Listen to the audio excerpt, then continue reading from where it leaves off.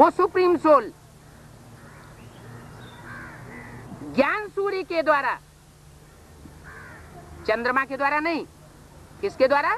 ज्ञान सूर्य के द्वारा, माना जो सृष्टि रूपी रंगमंच का हीरो पाटधारी है। सूर्य है हीरो और हीरोइन फिर अनेक हैं। उनमें अव्वल नंबर, द्वयम नंबर, प्लस नंबर 1 चंद्रमा भी है, पृथ्वी भी है। ये जो ग्रहों की पूजा होती है, कोई जड़ ग्रहों की पूजा नहीं होती है। कोई चैतन्य आत्माएं हैं इस सृष्टि रूपी रंगमंच पर, अभी भी मौजूद हैं। उनके पार्ट के आधार पर, उस श्रेष्ठता के आधार पर वो 9 ग्रहों की पूजा आज भी होती चली आ रही है भारतवर्ष में। कोई भी अनुष्ठान करेंगे, उन 9 श्रेष्ठ आत्माओं का पूजन जरूर करेंगे। उनमें से 8 बहुत श्रेष्ठ हैं, जिनकी पूजा अष्ट देव के रूप में होती चली आई है। सर्वोपरि है ज्ञान सूर्य। जैसे गीता में लिखा हुआ है, यह ज्ञान सबसे पहले मैंने किसको दिया? सूर्य को दिया। तो वो ज्ञान सूर्य कोई और नहीं होता। देव देव महादेव जिसे कहा जाता है, वो त्रिनेत्री शिव ही ज्ञान सूर्य के रूप में भारत देश के पूर्वी इलाके से,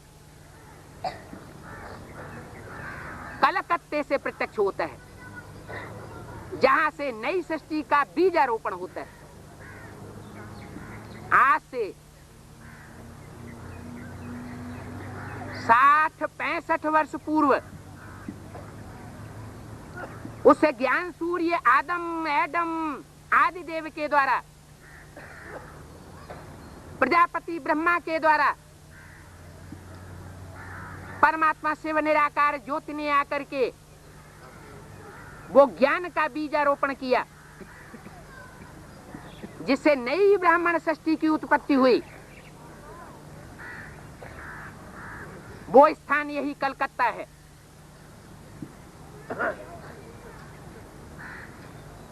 जहां ज्ञान की देवी गंगा देवी के गर्भगृह में वो कपिल मुनि कहो, आदिदेव कहो, आदिनाथ कहो, आज भी गंगा सागर में मूर्ति के रूप में विराजमान है। इस रहस्य को शास्त्रों से टैली करके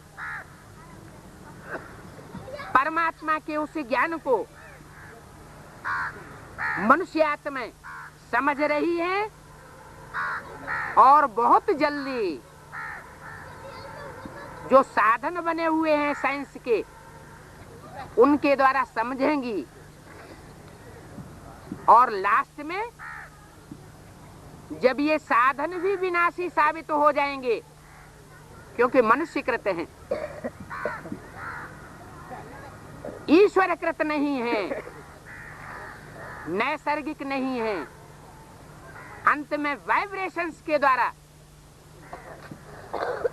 मनसा की एकाग्रता के द्वारा इस मानवीय सृष्टि का एक एक मनुष्य उस सुप्रीम सोल बाप को पहचान लेगा। लेकिन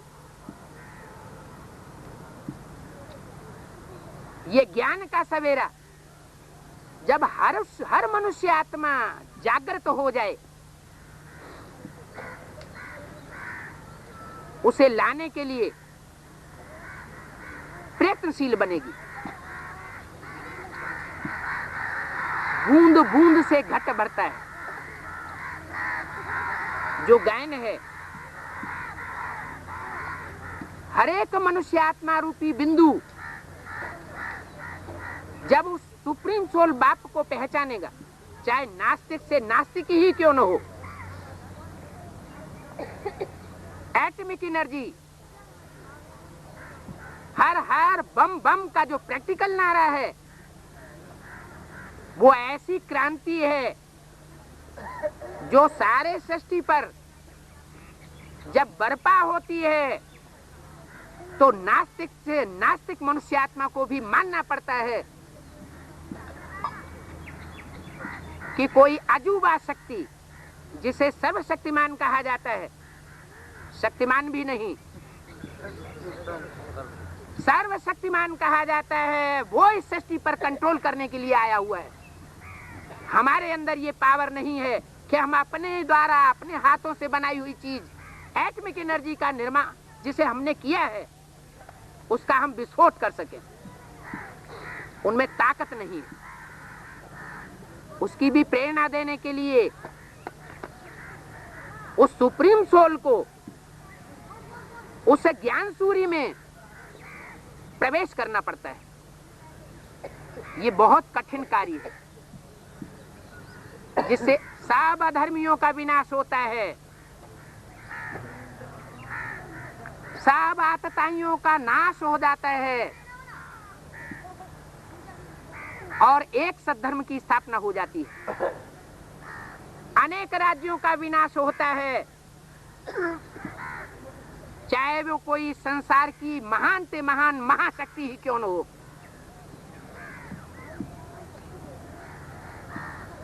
वो भी हार खा करके बैठ जाती है। वो सुप्रीम सोल बाप उस ज्ञान सूर्य राम की आत्मा के द्वारा, जिसे सूर्यवंशी गायन है, शास्त्रों में प्रसिद्ध है सूर्यवंशी राम, उसके द्वारा प्रत्यक्ष होता है। उसका वर्तमान पुरुषोत्तम संगम युगी नाम देवदेव महादेव के रूप में संसार में प्रत्यक्ष होता है।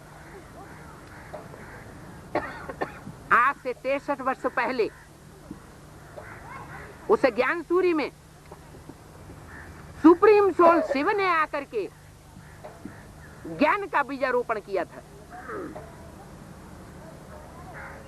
जहां से इस सृष्टि की शुरुआत होती है, ये सृष्टि तामसी होने पर कलयुग के अंत में इस दुखी सृष्टि का कलह क्लेश का अंत करने वाला स्थान ये कलकत्ता है,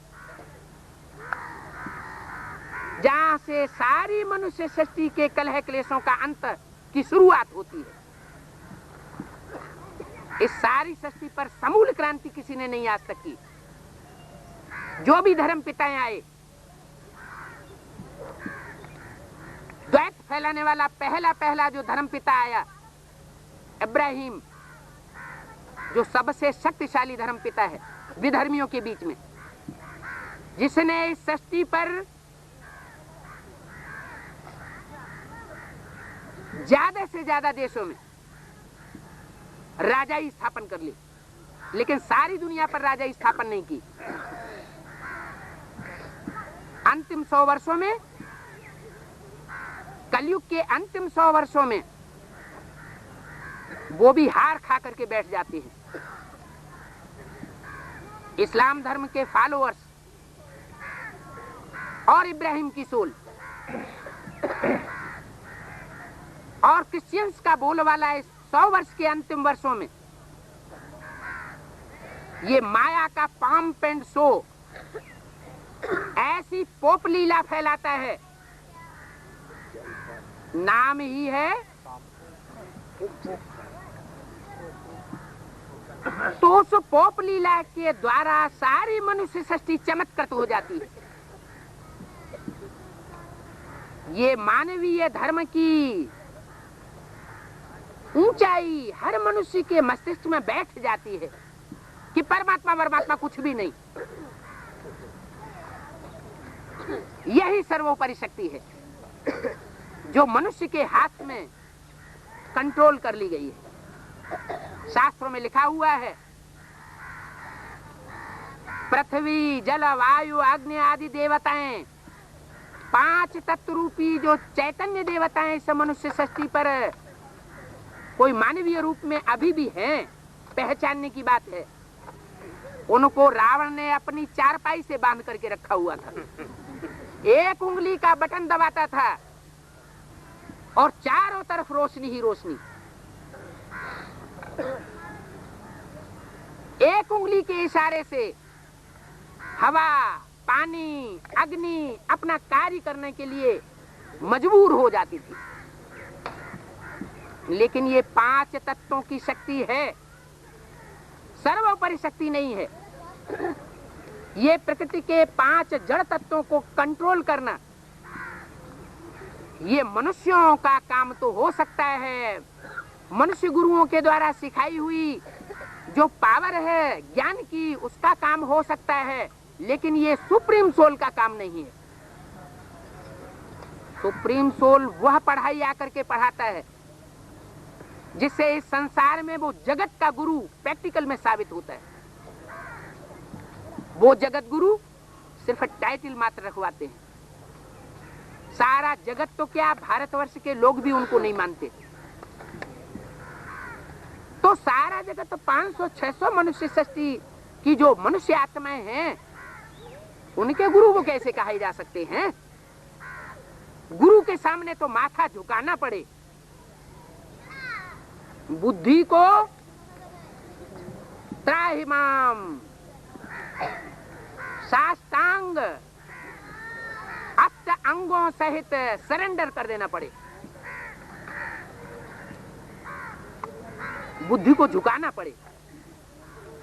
वो सुप्रीम सोल बाप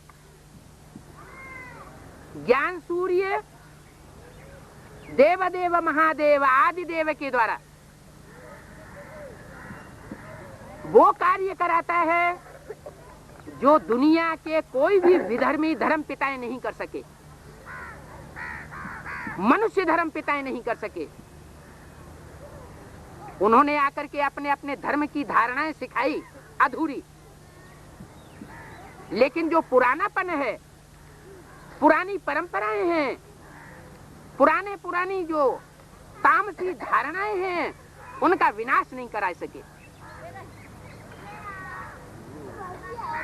तो जब पुरानेपन का विनाश ही नहीं हुआ,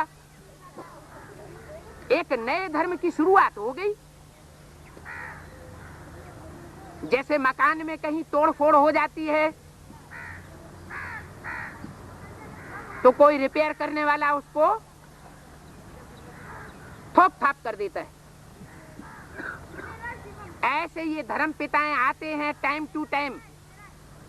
2500 वर्ष के अंदर जिस पीरियड की मनुष्य के पास हिस्ट्री है, मनुष्य गुरुओं के पास हिस्ट्री है,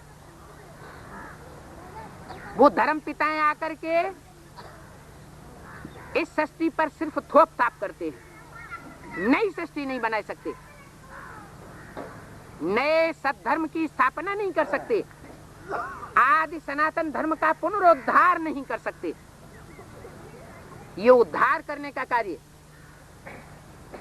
परमपिता परमात्मा शिव निराकार ज्योति, जिसे सदाशिव कहा जाता है, वही आकर के ज्ञान सूर्य के द्वारा इस सृष्टि पर वो कार्य कराता है। अनेक अधर्मों का विनाश, अनेक असत राज्यों का विनाश। ये असत राज्य, असत धर्म संसार में दुख की शुरुआत करते हैं। इनका नारा है अज्ञान कायम रहेगा, अंधेरा कायम रहेगा। ये आत्मा और आत्मा का बाप परमपिता परमात्मा शिव को पहचानने नहीं देते, ऐसी माया का पंप एंड फैलाते हैं शो। ये अल्पकाल का शो है।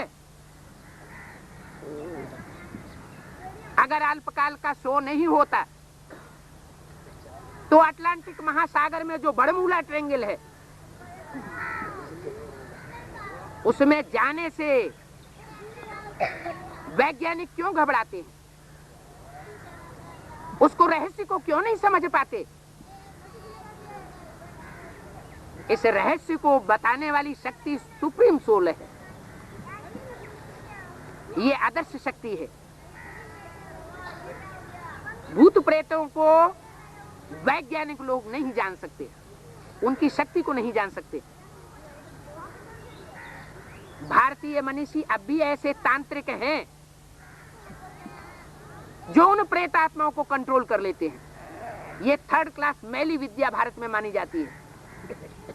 गीता में लिखा है, भूत प्रेतों की पूजा करने वाले भूत योनि में जाकर के जन्म लेते हैं, देवताओं की पूजा करने वाले देव योनि में जाकर के जन्म लेते हैं, और मेरी उपासना करने वाला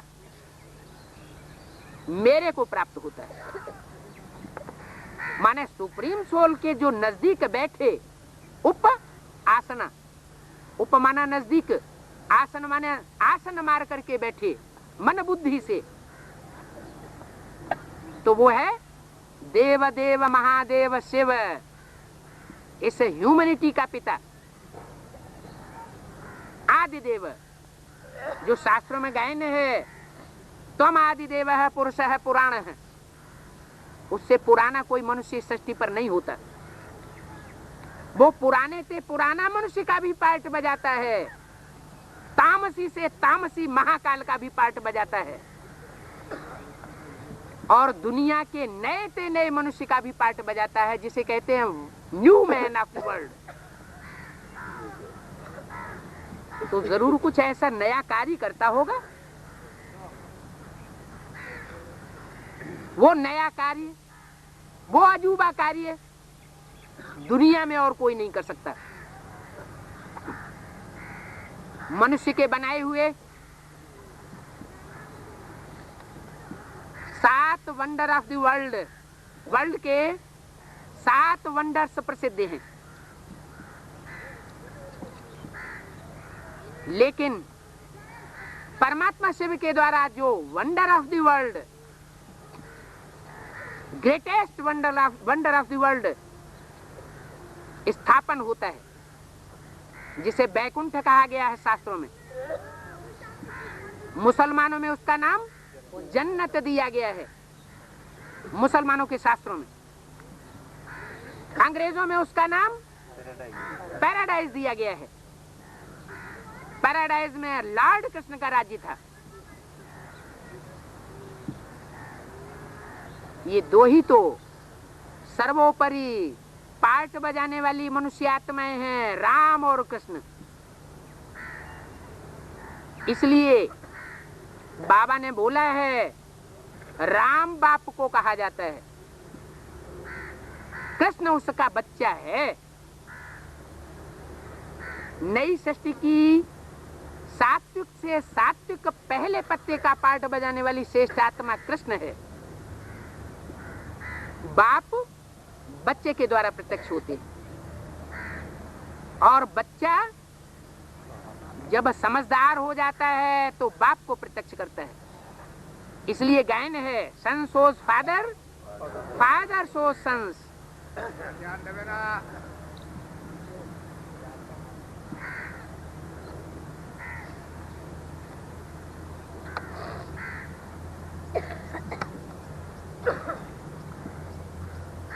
तो बाप तो सर्वशक्तिवान है। वो सर्वशक्तिवान बाप आकर के इस सारी मनुष्य सृष्टि में जितने भी आस्तिक धर्म हैं,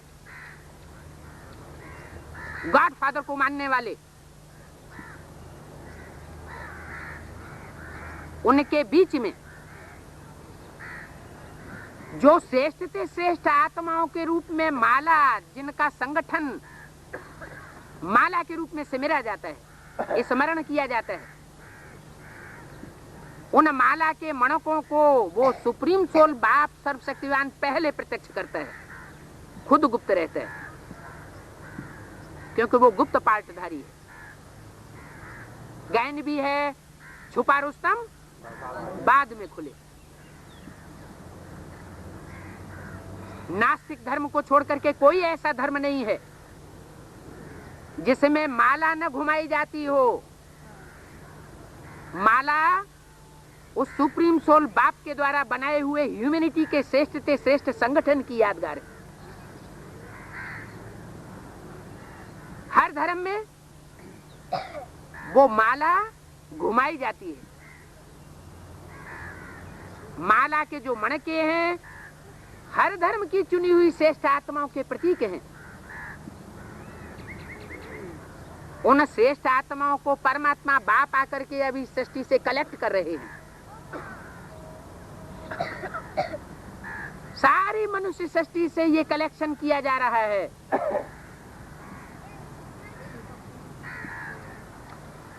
जो तीव्रतम साधन है उनमें सबसे लेटेस्ट साधन कौन सा है अभी मनुष्य सृष्टि पर? कंप्यूटर। उस कंप्यूटर में इंटरनेट एक ऐसा साधन है कि जब वो अपनी पूरी मशीनरी को प्राप्त कर लेगा, टीवी से कनेक्ट हो जाएगा, तो बड़ी तीव्रता से वो 108 सितारे जो संसार के सर्वोपरि सितारे हैं, ज्ञान की चमक मारने वाले, वो प्रत्यक्ष हो जाएंगे।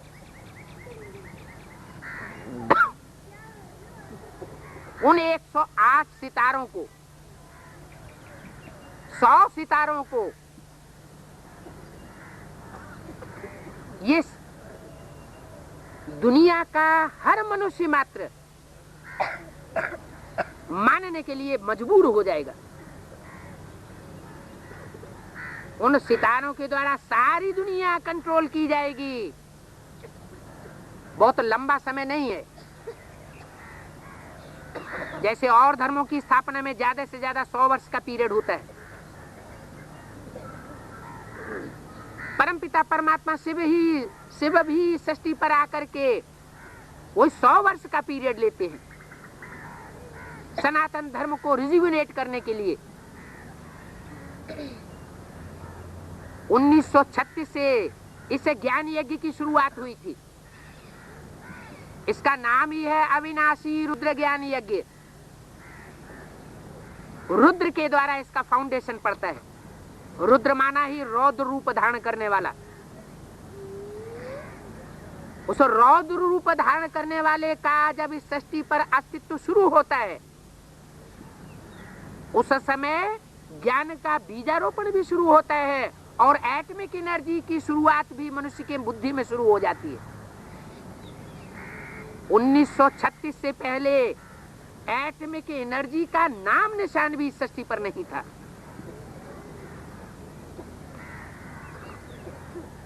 नौ 10 वर्षों के अंदर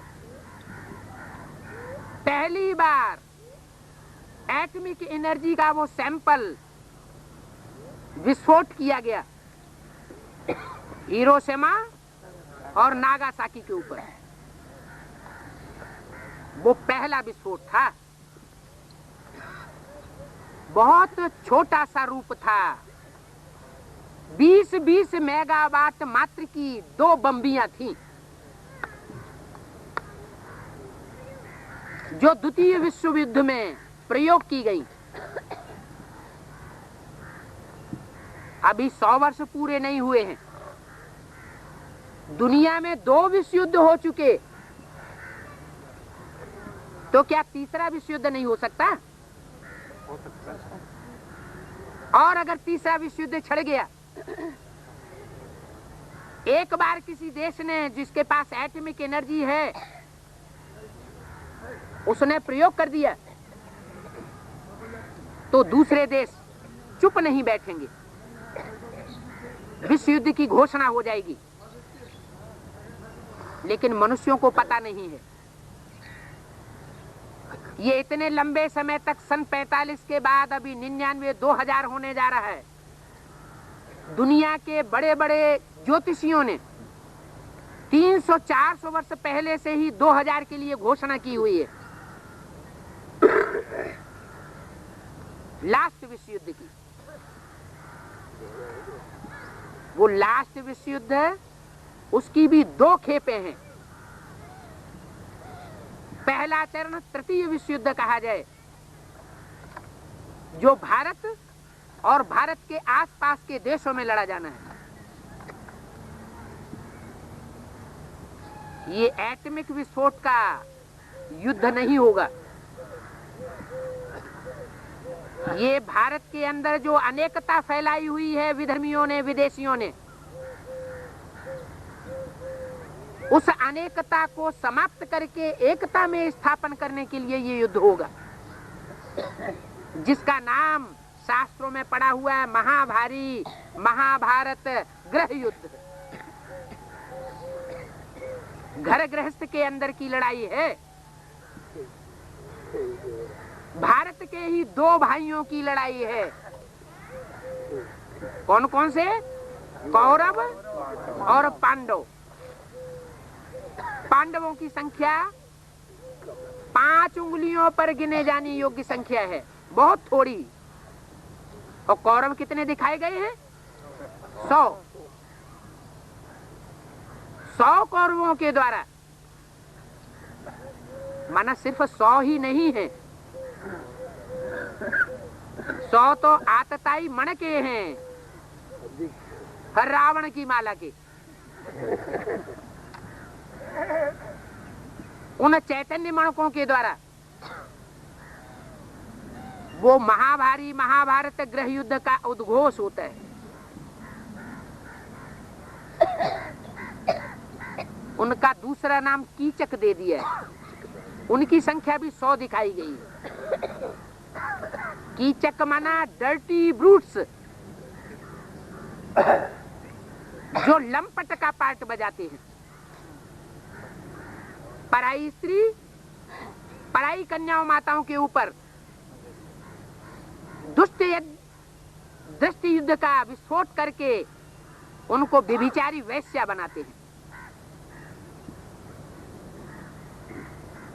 आज भी भारत से कन्याएं जा रही हैं विदेशों में,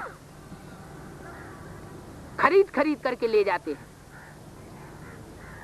उनसे वैश्यावृत्ति कराई जा रही है। भारत की सरकार हाथ पर हाथ धरे बैठी हुई है। जो भारत की सर्वोपरि शक्ति है, प्योरिटी, जिस भारतीय परंपरा में आज भी प्रति परिवार में कन्याओं की कितनी सुरक्षा की जाती है। जो जाने माने धर्मगुरु कहे जाते हैं, जगत गुरु शंकराचार्य कहे जाते हैं, वो भी उन कन्याओं का पूजन करते हैं, माथा टेक करते हैं। जगत गुरु कहलाने वाले भी उनको माथा टेकते हैं। ऐसी वो शिव शक्तियां भारत में ये परंपरा से भरी पूरी रही हैं कि उनकी प्योरिटी के ऊपर विशेष बल दिया जाता रहा। आज भारत की सरकार ऐसी नपुंसक हो गई है कि उन ह्यूमन गौओं की रक्षा नहीं कर सकती। इसलिए उसे कृष्ण की सोल को, गोपाल कन्हैया कृष्ण को षष्ठी पर प्रत्यक्ष होना पड़ता है। जो गोपाल कन्हैया हीरोइन का पार्ट बजाने वाली आत्मा है। हीरो राम और हीरोइन कृष्ण। राम की सोल है सख्त पार्ट पिता का बजाने वाली, और कृष्ण की सोल है मृदुल पार्ट बजाने वाली, गौओं को रक्षण देने वाली। उन्होंने तो समझ लिया जानवर गौ है, तो गौ हत्या के लिए आंदोलन करते रहते हैं। उससे कुछ होने वाला नहीं है। जो कार्य असली संपन्न होना है वो अभी होने जा रहा है। उसके मुख्य प्रतिनिधि हैं 3, ब्रह्मा, विष्णु और शंकर। ये 3 चोले हैं शरीर रूपी वस्त्र, जिनकी यादगार आज भी भारत की सरकार में तिरंगा झंडा लहराया जाता है। से वो तो सिर्फ गीत गाते हैं, गाते रहते हैं बड़े प्यार से, विश्व विजय करके दिखलावे तब होवे प्रणपूर्ण हमारा, झंडा ऊंचा रहे हमारा। सारी सृष्टि के बीच में, ह्यूमैनिटी के बीच में, हर देश के बीच में अपना झंडा बुलंद करना चाहते। अरे कपड़े का झंडा विश्व विजय करके दिखलाएगा क्या? कपड़े के झंडे ने कभी और भी विश्व विजय की थी? ये शरीर रूपी 3 वस्त्र हैं। शरीर रूपी 3 वस्त्र थे जिन्होंने इस मानवीय सृष्टि पर आकर के सारी सृष्टि पर सुख शांति की स्थापना की थी। इन 3 शरीर रूपी वस्त्रों का, ब्रह्मा विष्णु शंकर के प्रैक्टिकल पार्टधारियों का पार्ट को समझ करके उनको संसार में बुलंद करने का ये विशेष कार्य भारतवासी आत्माओं को करना है। ये भारतवासी आत्माएं अंतिम जन्म में हर धर्म से चुनी गई हैं और भारत में अभी संगठित होकर के गुप्त रूप में पांडव का पार्ट बजाए रही है। पांडव गुप्त होकर के घूमते थे, उन्होंने लंबे समय तक गुप्तवास किया। कहां?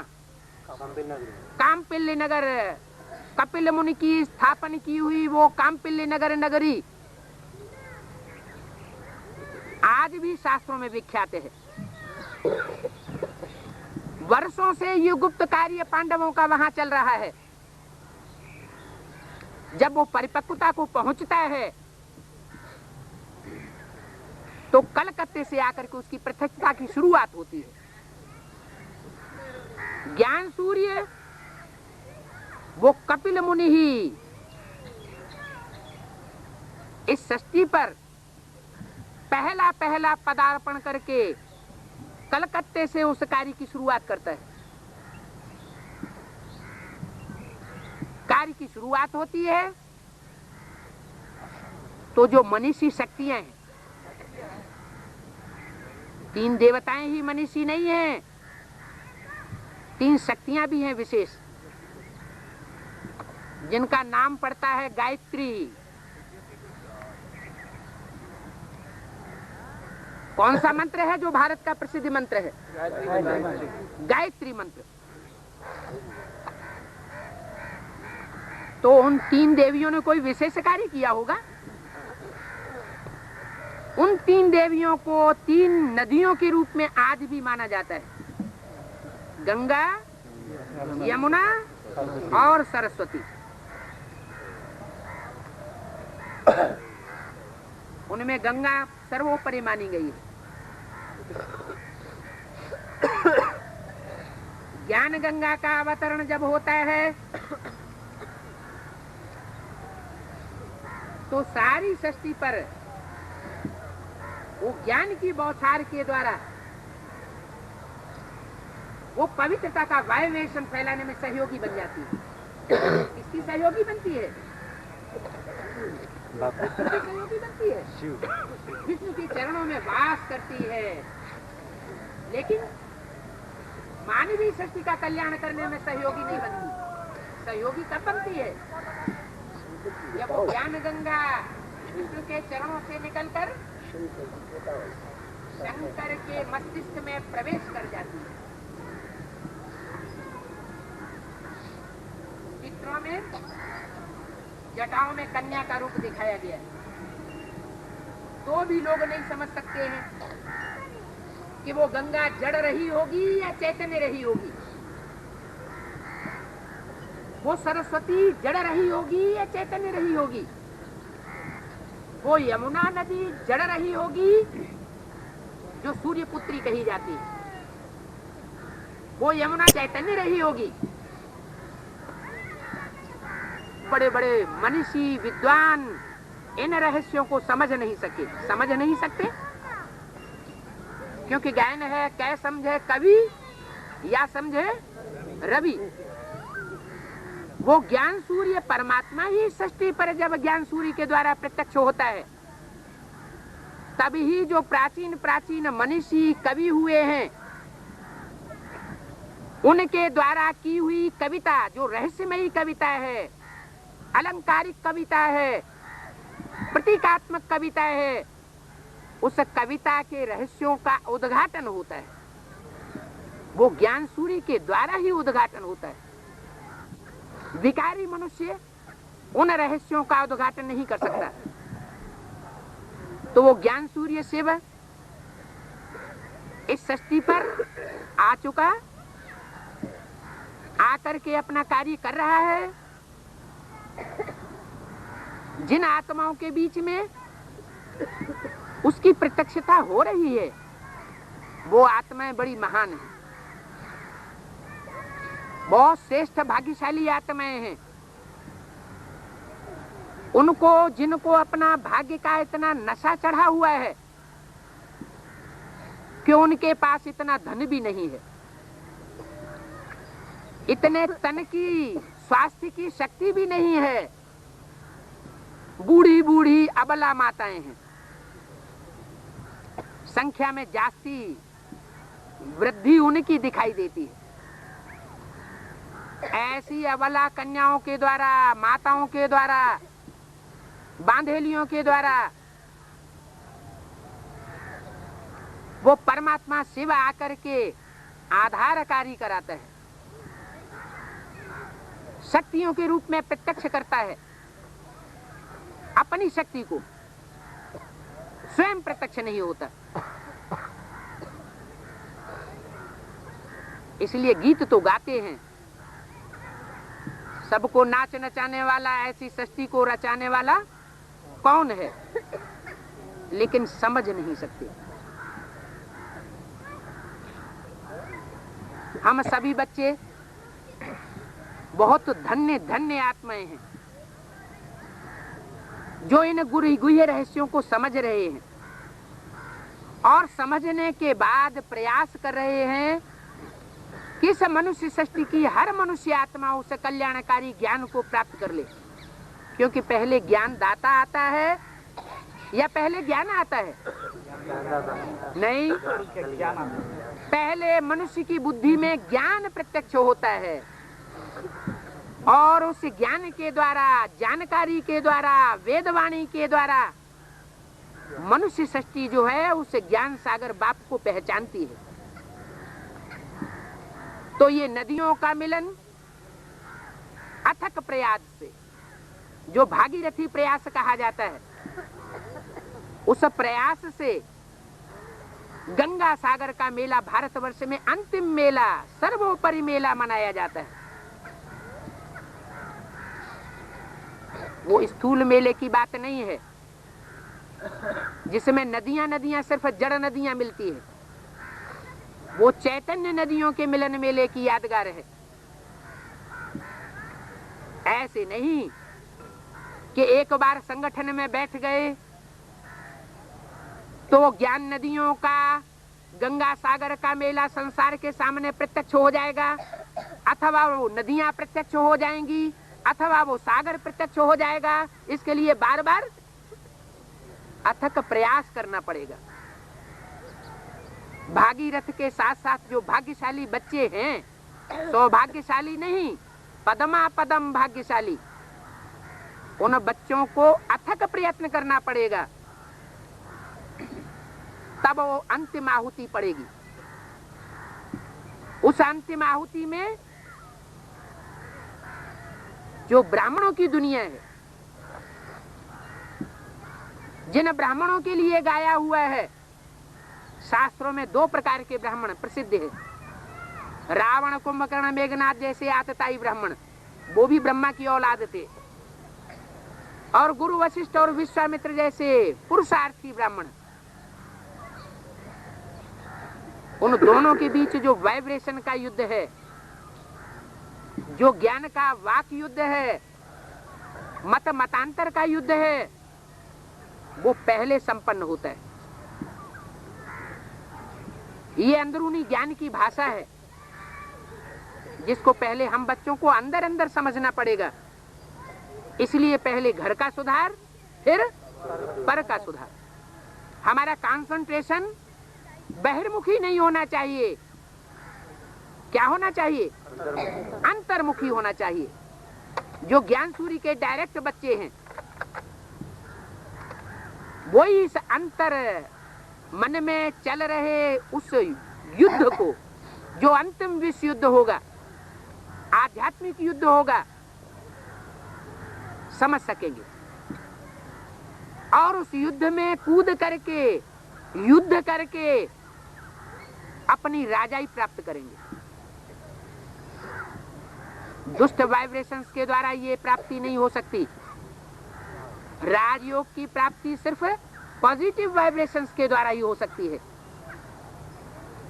कोई भी आत्मा के प्रति अगर नेगेटिव संकल्प चलाया तो उसे विश्व कल्याणकारी बाप का विश्व कल्याणकारी बच्चा नहीं कहा जा सकता। ओम शांति।